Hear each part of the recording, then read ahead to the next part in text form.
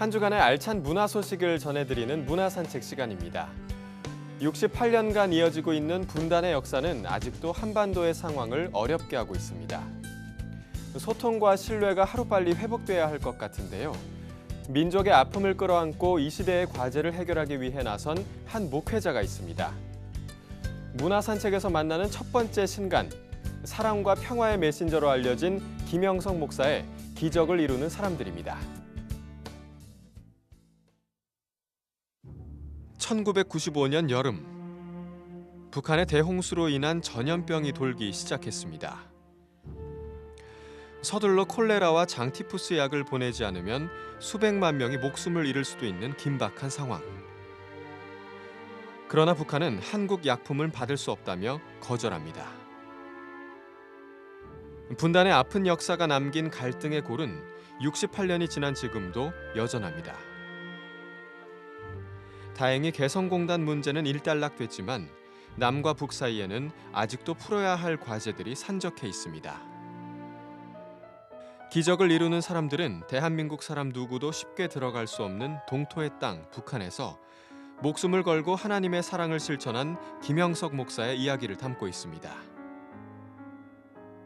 김영석 목사는 북한에 보낼 100만 명분의 의약품이 사흘 만에 마련되는 기적을 경험하며 북한 사역자로 부르심을 받았습니다. 김 목사는 100여 차례 북한을 방문하며 인도적 지원을 통한 남북 교류와 협력 사업을 진행합니다.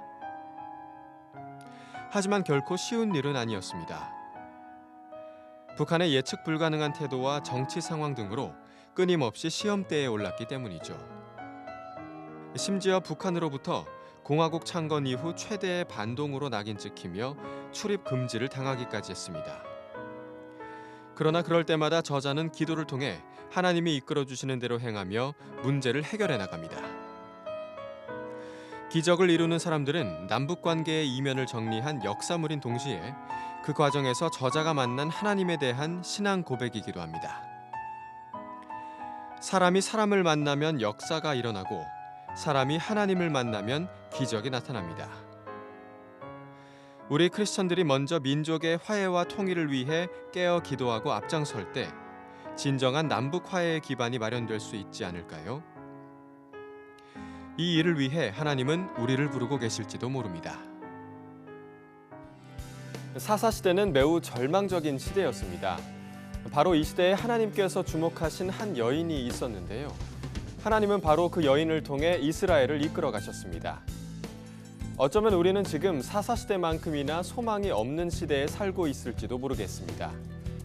절망 중에 있는 오늘날 하나님이 주목하시는 한 사람은 누구일까요? 이어서 김남국 목사의 신간 넌 내가 책임진다를 소개해드립니다. 사사기는 이렇게 끝이 납니다. 그때 이스라엘에 왕이 없으므로 사람이 각자 자기의 소견에 옳은 대로 행하였더라. 지금 한국교회는 혼란에 빠져 있습니다. 성장할 만큼 성장했는데 오히려 힘을 잃었고 목회자의 타락은 갈수록 심해지고 있습니다. 성도들은 먹고 사는 문제에 허덕입니다. 사사시대만큼이나 소망이 없는 시대가 바로 지금일지도 모르겠습니다. 김남국 목사의 넌 내가 책임진다는 바로 그 소망 없는 시대에 하나님을 바라보기 때문에 하나님이 주목하실 수밖에 없었던 한 사람, 룻의 이야기를 담고 있습니다. 그리고 뿌리 깊은 불교 집안에서 태어나 오직 하나님의 은혜를 구했던, 그래서 자신을 이방 여인 룻과 같다고 고백하는 저자 김남국 목사의 자전적 이야기도 함께 담겨 있습니다. 저자 김남국 목사는 혼란스러운 이 시대, 우리가 해야 할 일은 우리를 책임져 주시는 하나님을 바라보는 것이라고 말합니다. 하나님이 살아계시는 한 어떤 시대, 어떤 절망 가운데에도 소망이 있기 때문입니다. 보잘것없고 내세울 것 하나 없어 절망하고 계십니까? 세상에 선한 영향력을 끼치기 어렵다고 느끼십니까? 하나님을 신뢰하십시오. 그리고 맡기신 그 자리에서 하나님의 사람으로 살아가십시오. 바로 그곳에서 하나님의 기업이 이어질 것입니다. 김남국 목사의 넌 내가 책임진다는 낭만 가운데 있는 크리스천들에게 따뜻한 격려가 되어줄 것입니다. 우리의 소망은 오직 주님이시니까요.